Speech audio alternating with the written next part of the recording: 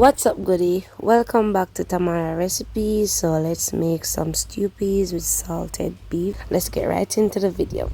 So I have my salted beef here now because this has been cured for some time now because I purchased it at the supermarket. So I gave it a good wash because guys, it's very salty. All right, so I rinse it off with some baking soda, and some water. Let it drain and then rinse it off again. Alright, so you can wash it with vinegar or anything you like, some lime, but make sure you wash off your meat good. Alright, guys.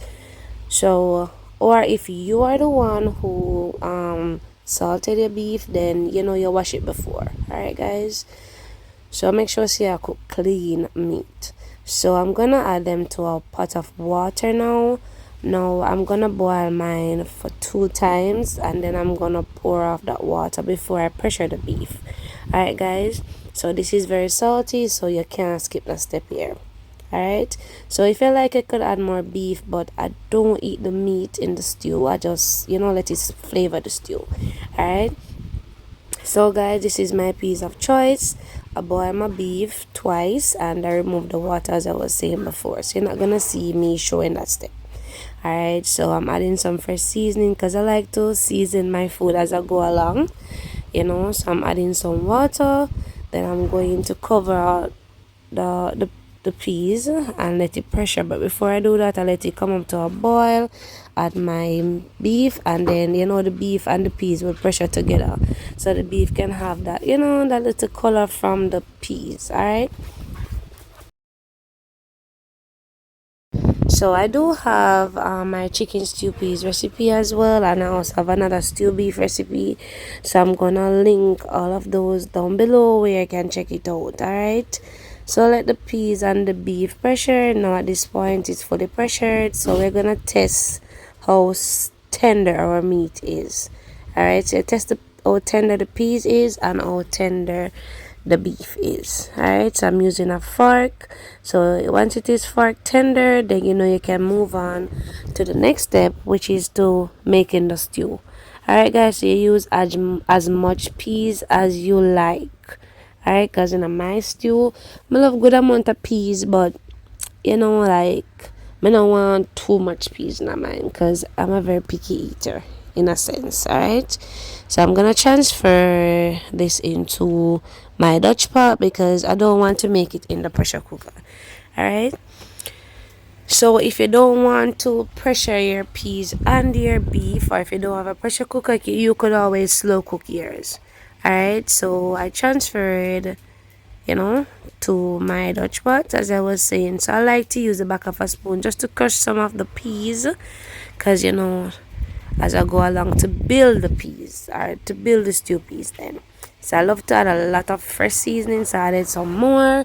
I'm adding some coconut milk. I don't love too much coconut milk in my stew peas, but you add the coconut milk to your liking.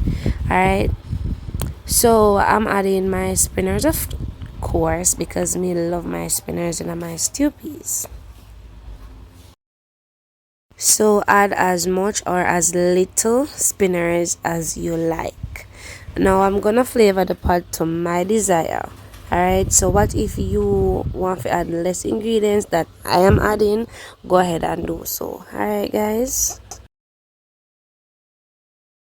so now I'm going to add some dark soy sauce. Now you can add some Worcestershire sauce if you like, but I do like to add the soy sauce. Alright, if you don't have any of them, then you could add a little fish and meat sauce, but you need some sauce. Alright, so give it a nice mix and taste and adjust. Now I use the soy sauce for flavor and also for a little color.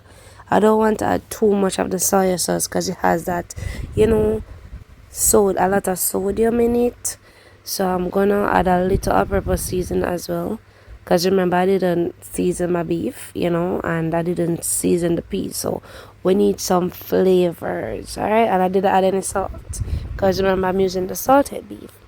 I'm also adding a little butter because I love to add butter to mine because I didn't add any oil or anything, so the butter will give it that nice little flavor as well. Now I'm gonna add some browning because I need it to have a darker color. Now I like my stew peas on the darker color, darker side. But what if you like yours like this? Then that's fine. I'm gonna add 2 drops of browning because I don't want it to be too black, but I need a little darker than this. Alright guys, so you prepare your stew based on your preference. So if I see I'll add something and you don't like it, or if you like all the ingredients that I had, then the stew piece tastes so good, guys. Alright, because I'm not gonna prepare something when it tastes good, and yes guys. So if you try the recipe, you'll enjoy it, of course. Now I'm adding all ingredients,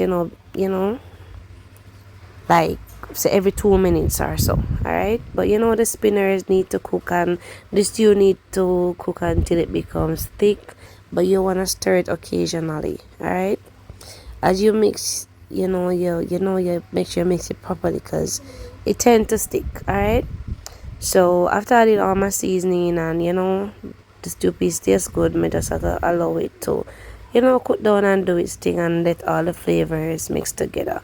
Alright, so I made added the soy sauce and all of that. The stew wasn't salty.